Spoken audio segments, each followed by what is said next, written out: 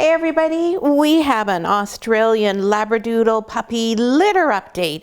In today's video, we are going to tell you all about these 2-week-old medium Labradoodle puppies. We're going to let you see each one of the puppies up close and personal. We'll tell you a little bit about their vital stats, let you know about the milestones they've reached this week, and we'll also give you a bit of an update on Mama Labradoodle Misha.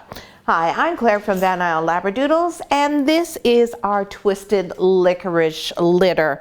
We named this litter Twisted Licorice because we knew we were going to get lots of gorgeous ebony puppies with some beautiful white markings and also puppies who were going to become silvers like their mama Misha here.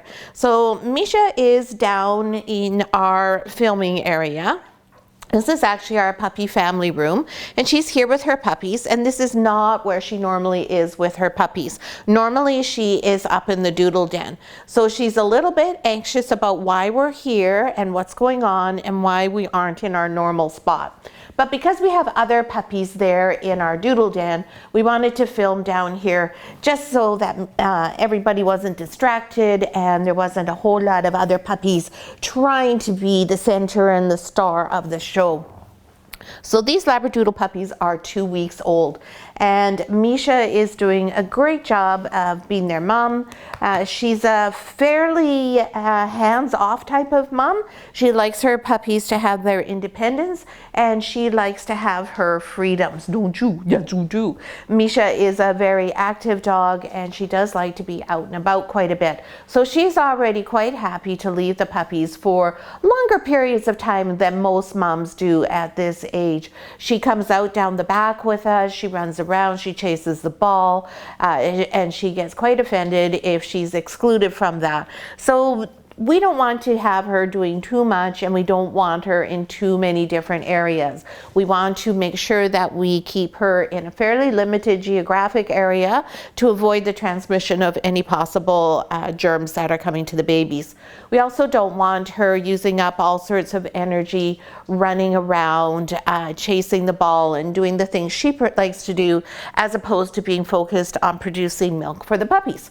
So she sometimes is not too pleased with me when I make the decision for her to stay in with her puppies. We let her go out and have a good run twice a day, and other than that, she's free to come and go as she wishes in a more enclosed and confined outdoor space.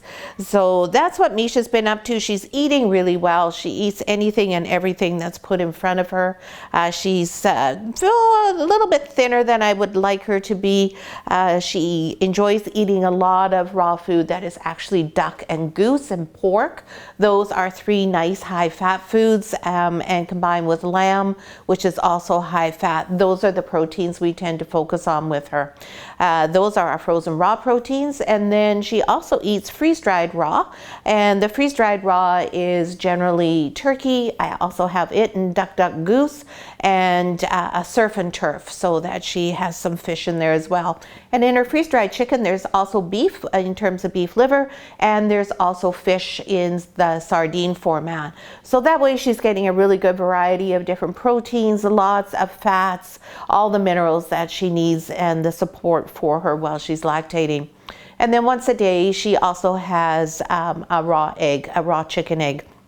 So she gets all sorts of lots of different foods and a wide selection and a wide variety of minerals, vitamins, and tastes.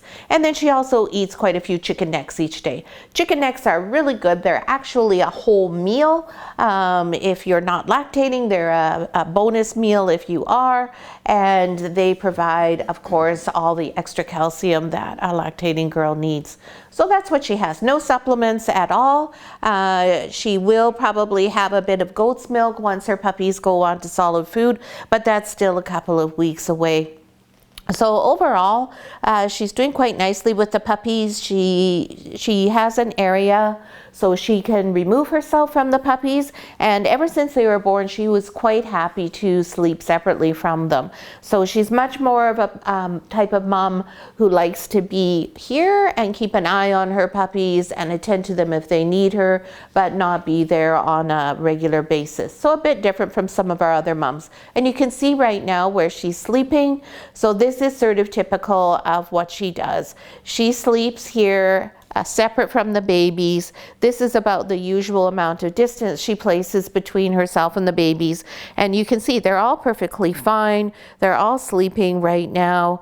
They're all cuddled up and quite comfortable, and they don't have to have her there. So when they don't have to have her, then she prefers to keep herself separate from them. So as for the puppies, well, you can see from this puppy here, this is a red collar boy, and he is quite a good sized puppy. This is quite a broad expanse of tummy area here.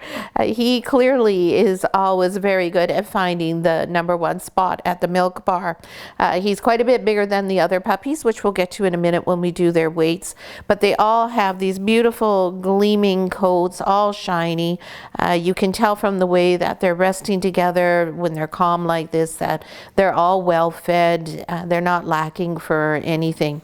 And this is part of how our raw food diet really helps not only our mom dog, but also the puppies. Because of course, whatever mom's eating is what the puppies are eating. And by having that really high quality nutrition, we're able to pass that on to the puppies right from day one, right from the moment they're born, which really gives them a wonderful foundation in life. And then continuing on through their life with feeding them a raw diet, you know that you're going to have a dog who's added years to their life expectancy and far fewer health issues in the future.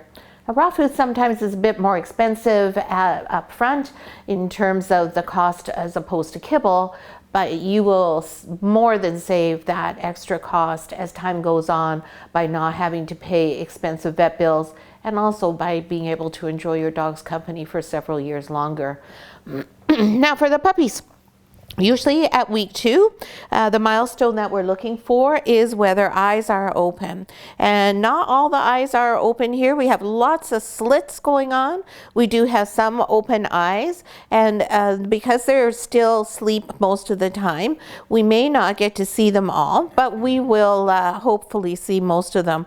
And now puppies are all born with their eyes and their ears sealed shut. And so when they open their eyes, you can just imagine, holy cow, where you've not seen anything and you've been alive for 2 weeks, and all of a sudden, there's a whole world out there. Now they can't see with very much definition yet. Mostly they're aware of big shapes and things moving around. And by next week, or the week after, I guess by the time they're about 4 weeks old, they'll be able to discern that, oh, this shape relates to a human, this shape relates to my mom, this shape relates to another small dog, that type of thing. But they can't make out anything very distinctive yet. And then also when they're around 3 weeks old, that's when their ears start to open.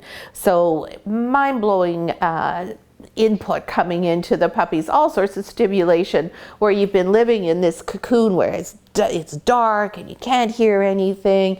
All you got is your nose to work from, and all of a sudden your eyes are sending you all this information, and you can hear all these sounds. It's like, holy smokes.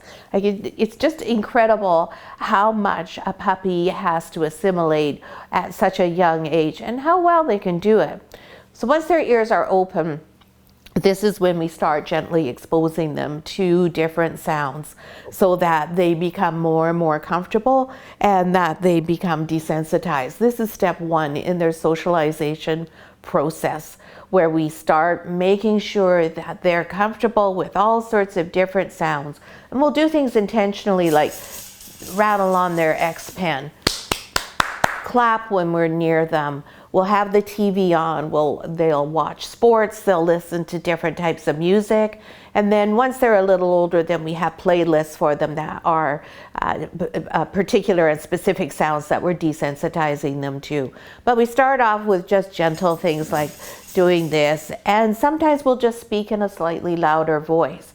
Now they'll also be exposed to lots of doggy sounds because there's lots of puppies in there with them, so they can hear those puppies barking and crying when they want to go out. Our adult dogs are there. If somebody's nearby and they need to do a stranger or danger alert, they'll hear them barking with that. The dishes, when we're making their food, are on the counter. They have the washer and the dryer, the vacuum cleaner, and we have the type of mop where you step on it to wring out the mop, so that all makes lots of sounds, lots and lots of new sounds. And then we leave everything open so they hear right through to our kitchen, so they hear all of the meal preparation sounds and just general life sounds. So it's quite a lot that they are exposed to over the next little bit, so big things happening for them.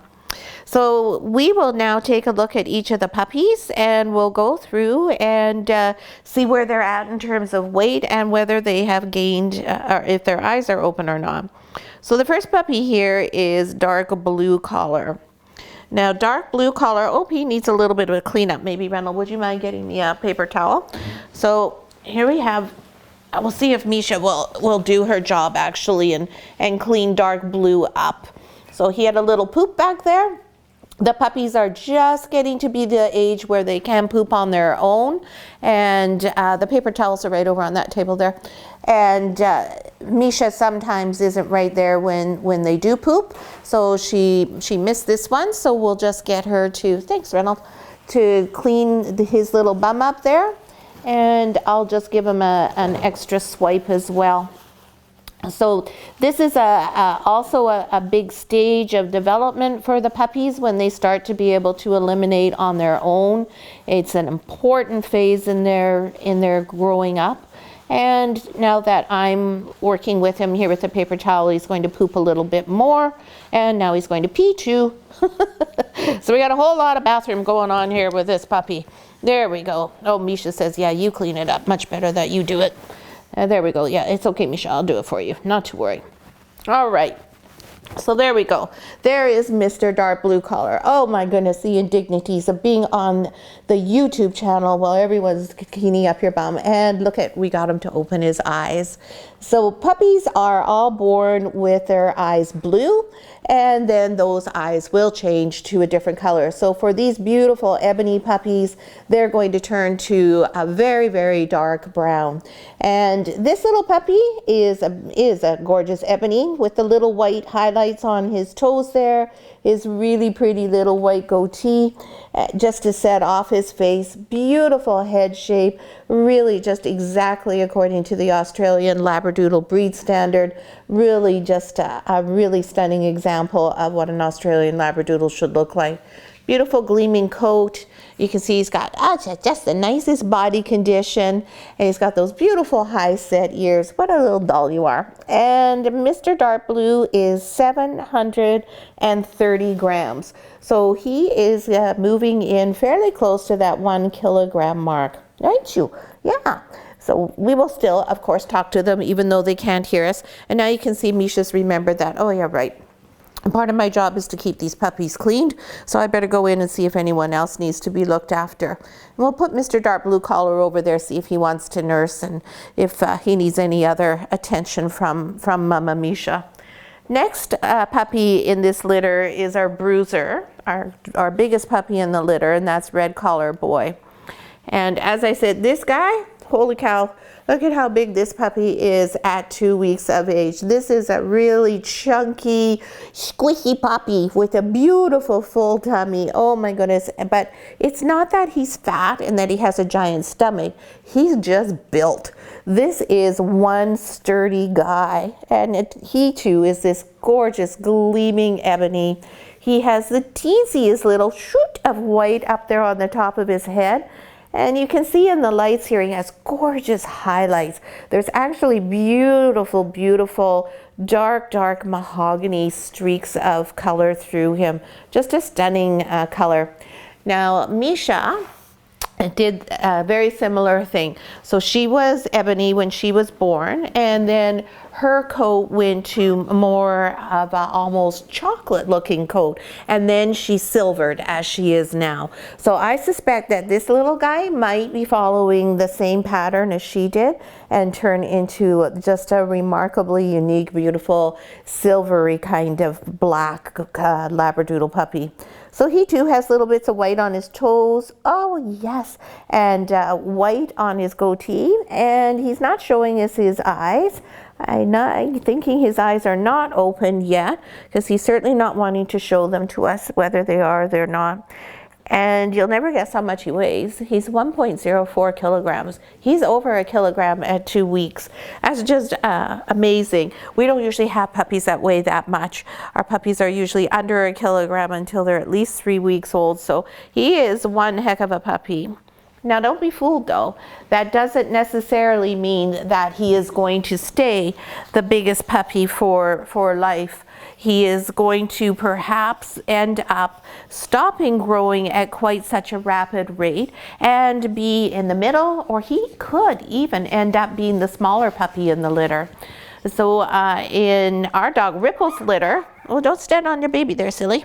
The puppy who was the smallest in the litter and was small for quite a long time, he ended up being the biggest puppy in the litter. It took 2 years, but that's what happened. So you just, whoops, never know what's going to go on. What you doing there, Misha? Misha's just not too keen on this bed, because this isn't her regular bed. So she's going through quite a process here where she's trying to make sure everybody's safe and in the right place. It's pretty funny. Sometimes watching the girls when they're trying to dig up their beds is really quite entertaining. Better than anything you can find on Netflix quite often.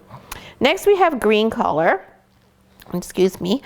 And you'll see in this bed they've all are here back around the very edge of the bed, because this is where they feel the safest.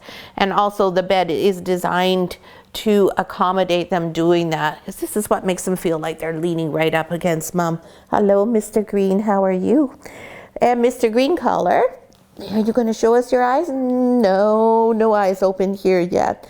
Another ebony, but this ebony is our solid boy. He does not have the white on him. He just wants his gorgeous, beautiful ebony to be the focal point of everything. No distractions for this little guy. Again, a lovely example of the breed standard. Really nice head, ears in the right place, lovely short nose. And this little gentle fellow is 790 grams.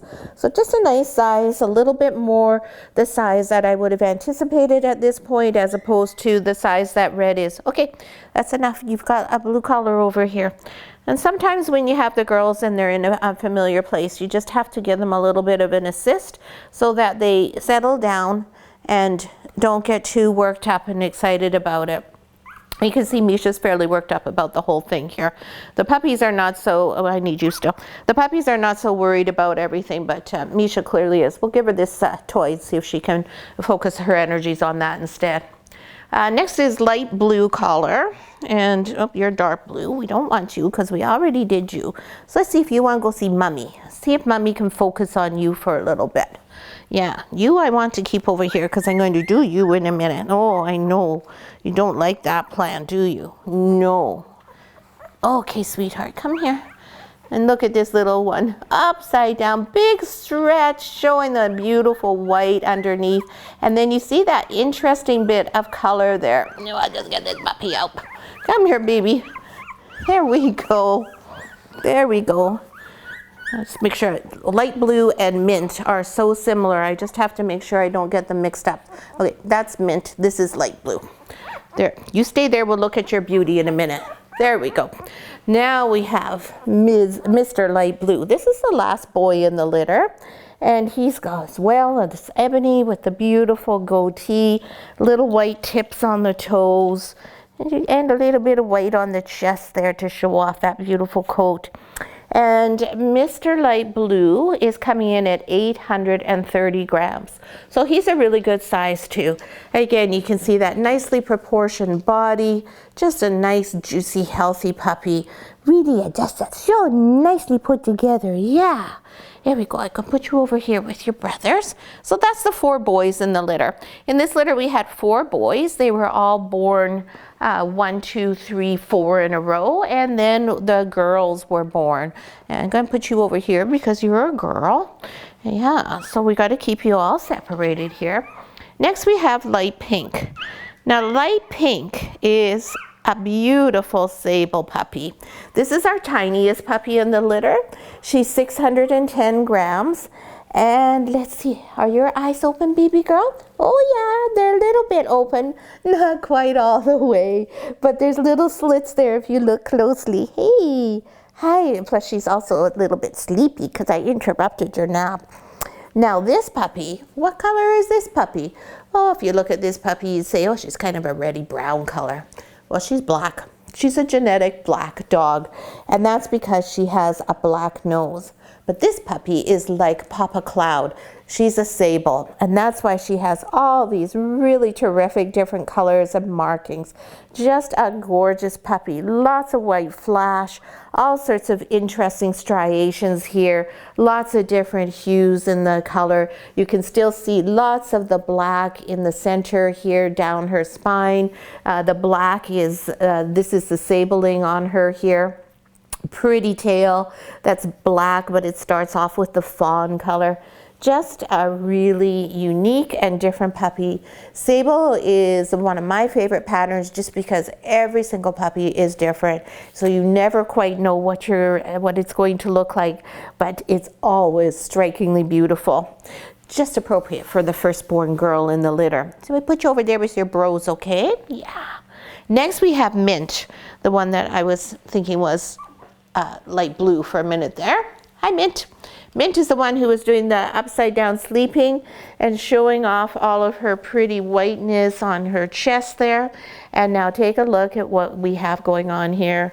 We have some beige markings on the underside of her legs there. And we have beige markings here in the vent area. We have beautiful wide open eyes. Hello, my princess. And we have those markings. Do we have them inside of our ear? A little bit inside the ear and a smidge on the side of the face. So what does that mean?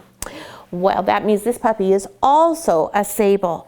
Totally different sable look from light pink because she does look like a black dog. But she's going to change. Her coat color is going to change. And while she won't be quite as much of the browner parchmenty shades that light pink has, she is going to change her coloring, and I suspect she'll be quite silver-like, just like her mom is. She's going to be just a gorgeous girl. You can also see her highlights just above her eyebrows. Not very strong, but they're there. So lots of times these puppies, they fool you and people think, oh, I have a phantom. But this is not phantom, this is sable. Just a very interesting one again. So that's what I mean by how different they are. It's just so cool. They're both black dogs genetically. They're both sables genetically, and they're completely different, even though they're full sisters. And Miss Mint is 930 grams. So she is a nice, sturdy, good-sized puppy as well. There we go, put you over there. And then last but not least is our little yellow collar girl who's over here. And this is our only chocolate puppy in the litter. Hello, beauty queen. Hello, hi. What about your eyes? Oh, no eyes to show. No, I'm not ready to look at the world. I've heard it's in kind of a mess these days, so I think I'll just keep my eyes closed and hide away from it all. This little girl is a chocolate. She's the only chocolate in the litter.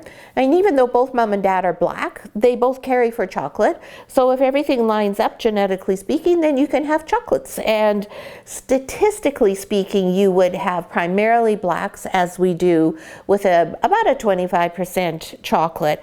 Black is dominant over every other color. So that's why you would not have a 50-50, but you could. It's not impossible that every single puppy could be chocolate. It's not, statistics are a little bit misleading. So when we say statistically speaking, 10% of the litter will be such and such, it also means that it is possible that the entire litter be whatever that such and such is.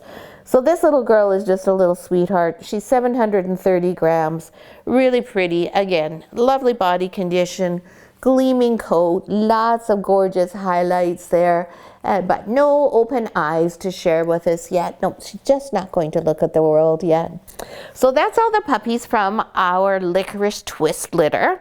We hope you enjoyed the update. You can see Red Collar there. He's so big he just goes off on his own. It's like he's from a different litter than the rest of them. I'm not sure. Can you see them all there when they're on the bed here? They've all sort of fallen down to this side. So they're all just doing really well. Next week when we do our update, they will all have their eyes open, and I won't be surprised if quite a few of them also have their ears open. So we'll have a little bit of a different experience. They'll be more interactive because they'll be able to respond to my voice and also see me. So we hope you enjoyed today's video. We hope you'll subscribe to our channel, click the little bell icon so you're notified whenever a new video comes out, and then follow this litter for the next 8 weeks. I think you'll be really intrigued by how the puppies who are sables, how they change and how much different they look at week 8 than they did when they were born. So thanks so much for watching. Eat the babies.